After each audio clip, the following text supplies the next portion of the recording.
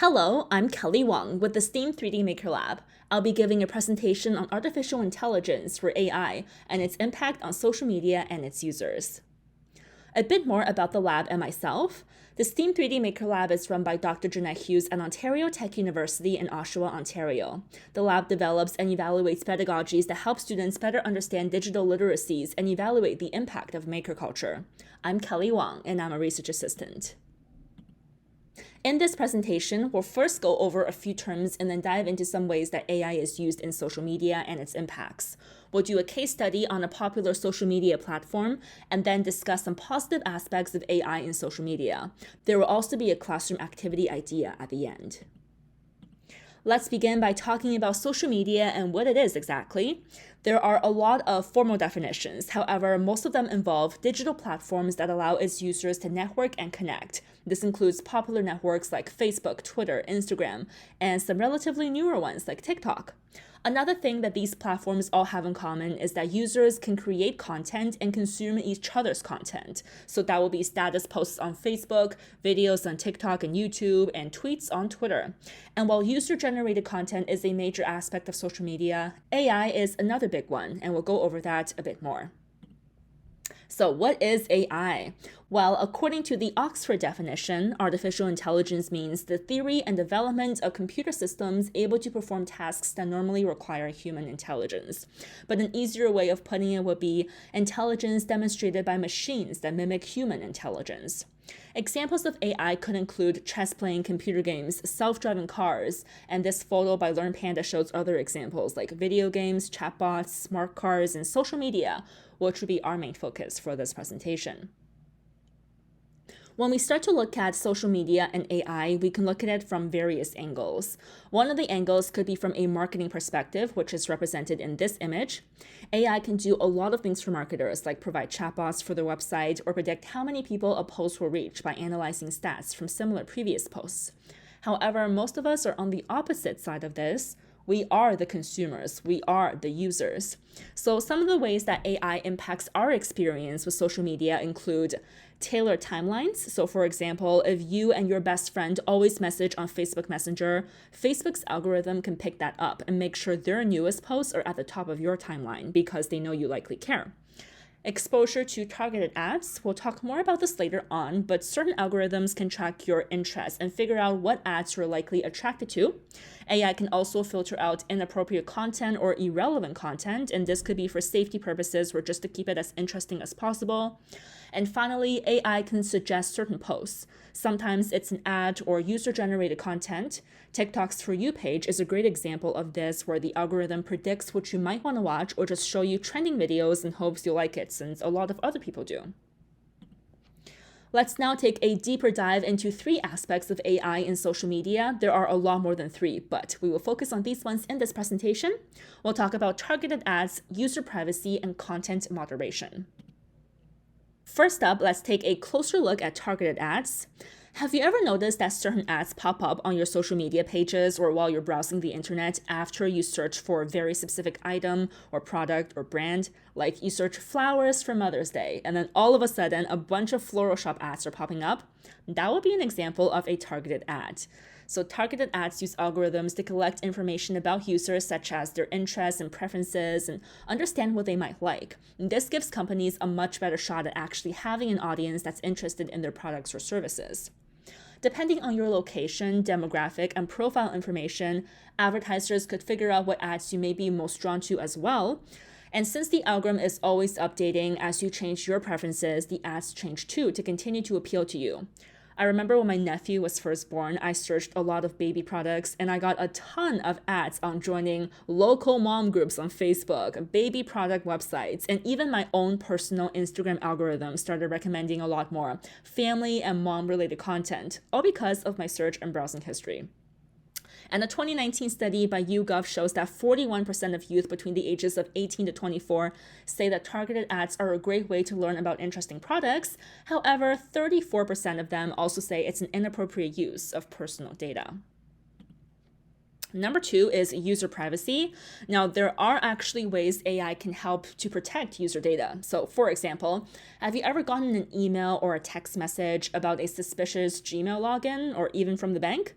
That's an AI system determining this isn't a computer this user has used before, or this user never shops and uses their bank card this late at night. It can detect when something happens outside of that pattern, and it notifies you when that happens. User authentication and two-factor authentication are also forms of AI that can help your privacy on social media by making sure you are you and not someone else or a robot.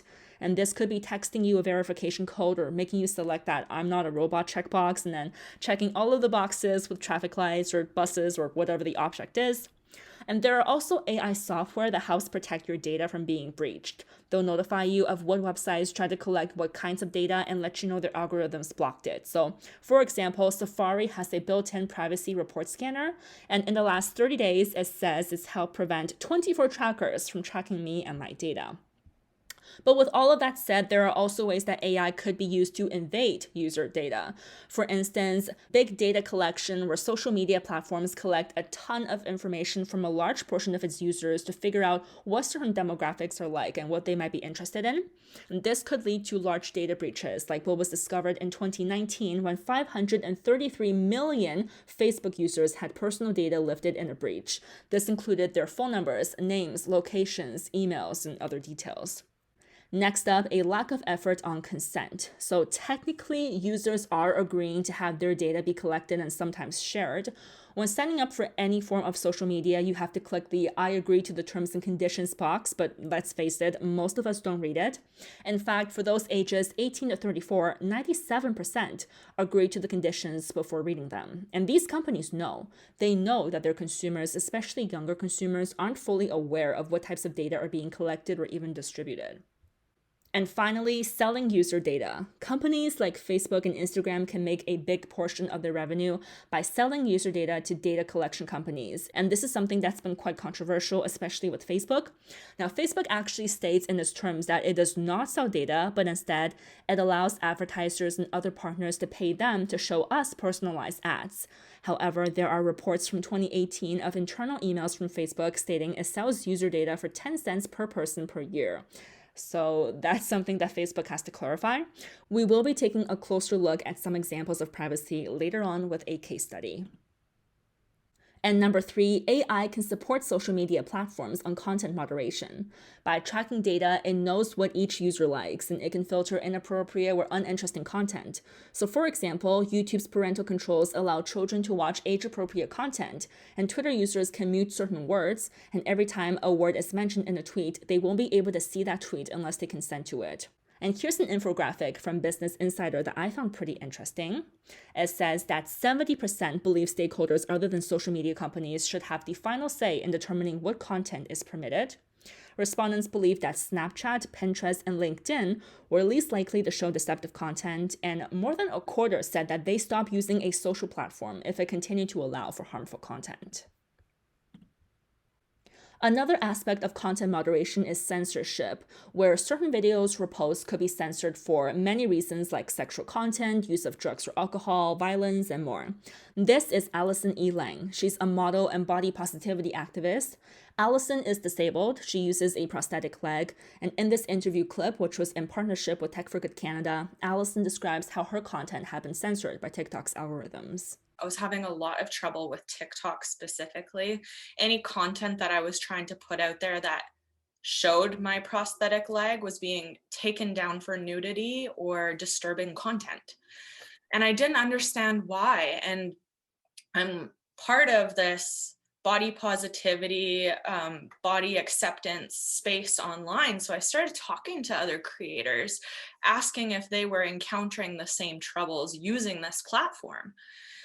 And it did come out that they were censoring larger bodies, people of color, disabled people.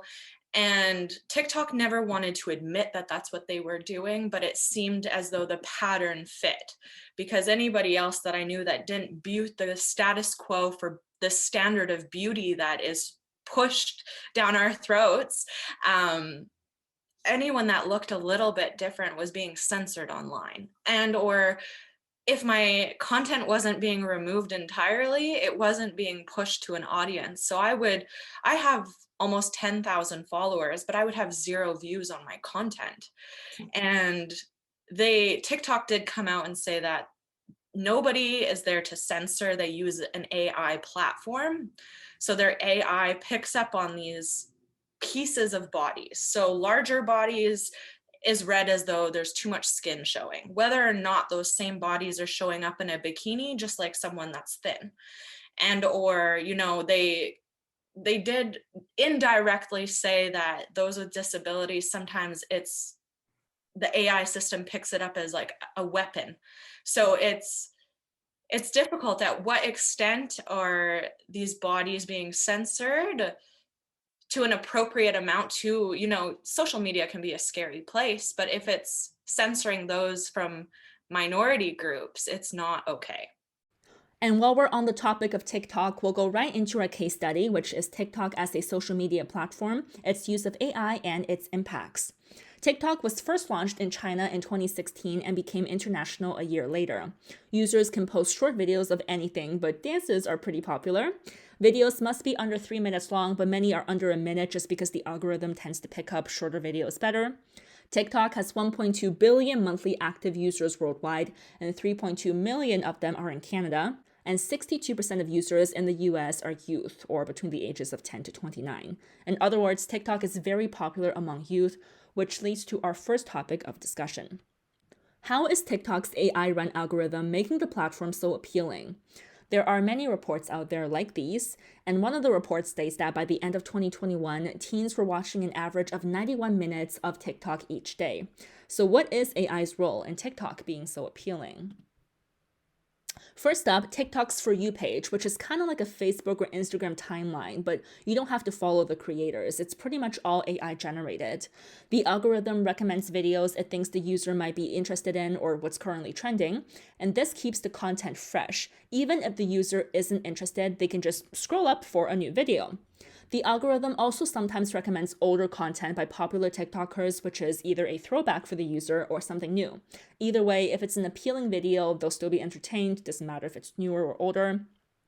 TikTok's AI system also keeps track of performance scores, where it records every video's number of likes, comments, reposts, and views to determine that video's value.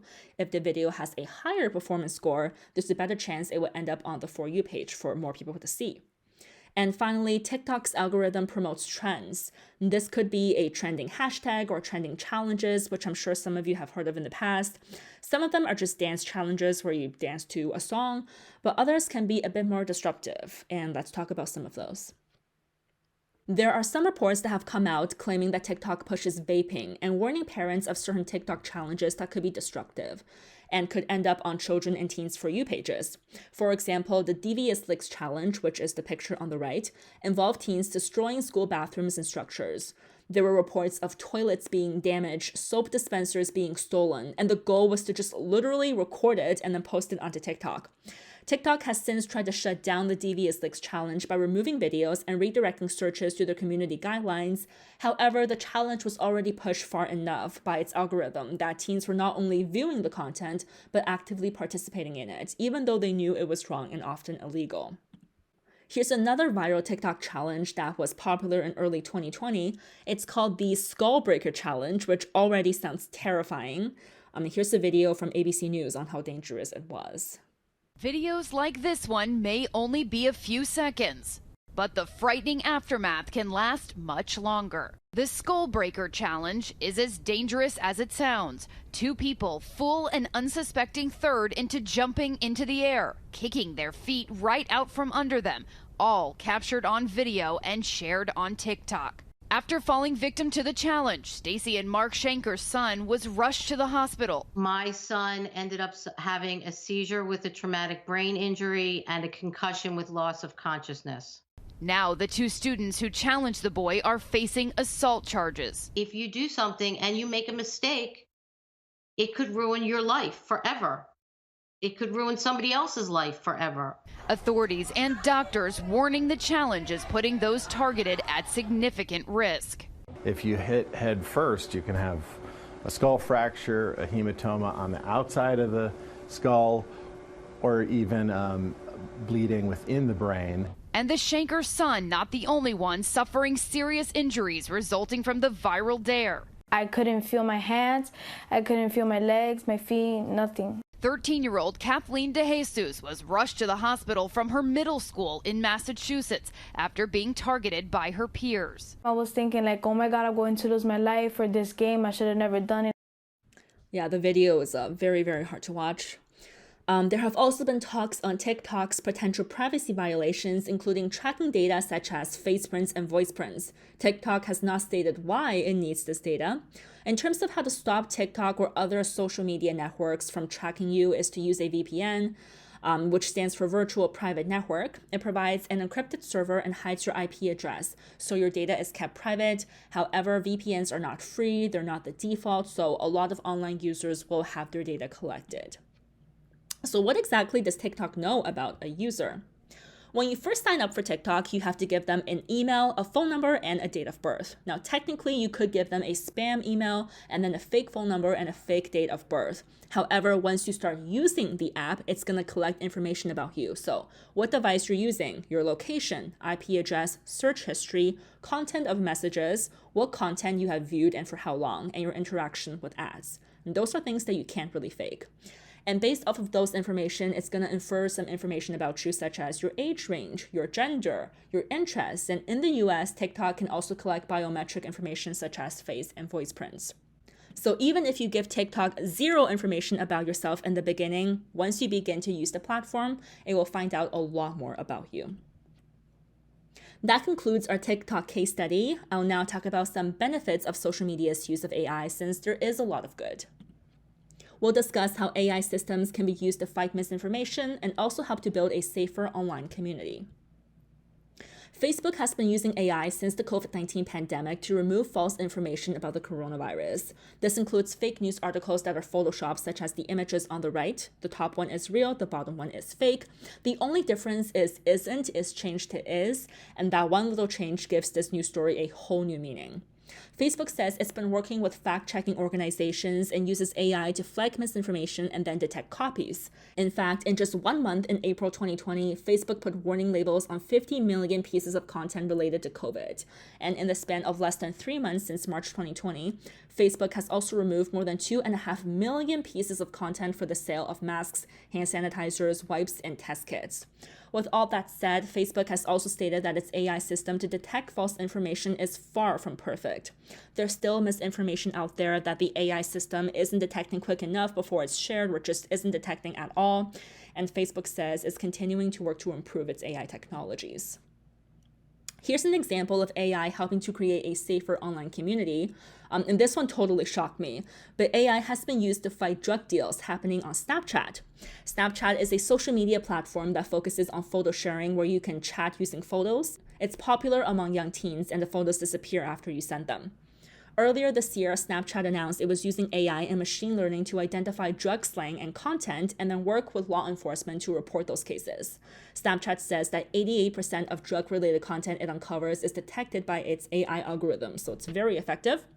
Snapchat says that when it finds drug dealing activity, it immediately bans the account and blocks the original user from creating new accounts. And this is a process that Snapchat says is constantly updating because drug slang can often change, and just like Facebook, it's working to improve its algorithm. Before we move on to the next slide, I would like to put out a trigger warning. I will be discussing suicide and self-harm. Another example of AI helping to create a safer online community is Facebook's suicide and self-harm prevention tools. In 2016, Facebook added suicide prevention tools to its live stream feature, and those watching live videos can report self-harming behavior to Facebook, and support resources will appear on their screen. The AI system that Facebook uses can also detect patterns in text that suggest someone is struggling, and these algorithms were trained using posts that contain language from those who are at risk. Facebook also added the ability for those at risk to contact the Crisis Text Line, the National Eating Disorder Association, and the National Suicide Prevention Lifeline, and talk to their staff in real time using Facebook Messenger. And those are 3 screenshots of what it looks like when Facebook offers these resources. And here's another example of AI's role in helping to create a more positive online community. This is Brianna Dice. She's an Indigenous TikToker who showcases her art skills, but also talks about Indigenous culture and issues.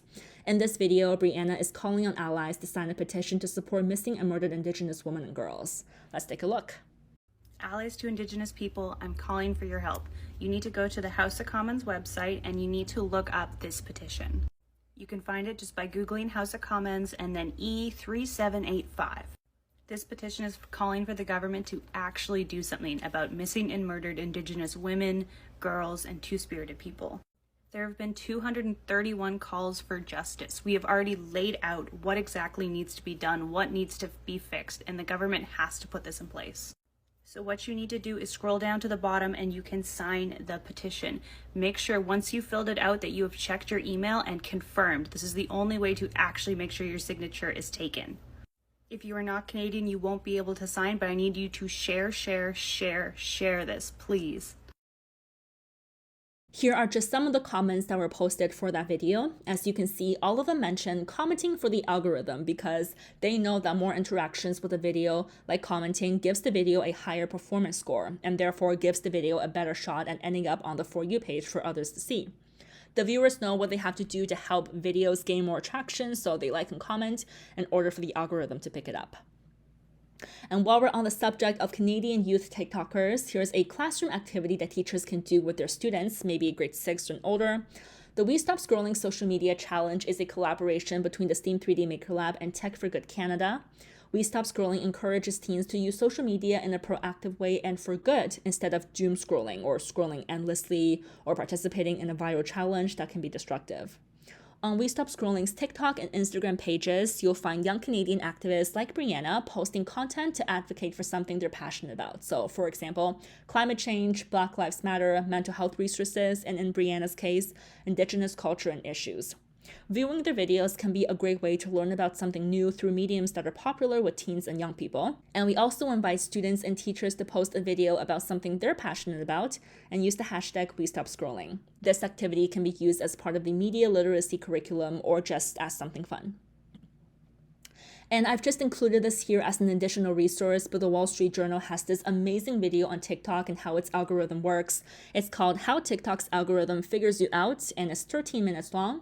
I've put a link on the slide for those interested in taking a look.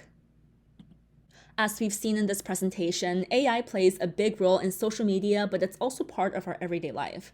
As seen in this photo by the European Parliament, AI can be everywhere there's technology to help us and make tasks easier. It's important to understand both the positive and negative aspects of AI, and especially how it can impact students. I hope you found the presentation useful, and I hope it piqued your interest in learning more about the power of AI. Here are the resources I used for this presentation. And thank you all so much for listening. We invite you to follow the STEAM 3D Maker Lab on Twitter, Facebook, Instagram, LinkedIn, YouTube, and TikTok. You can also visit us online at jeanettehughes.ca/lab. Thanks again.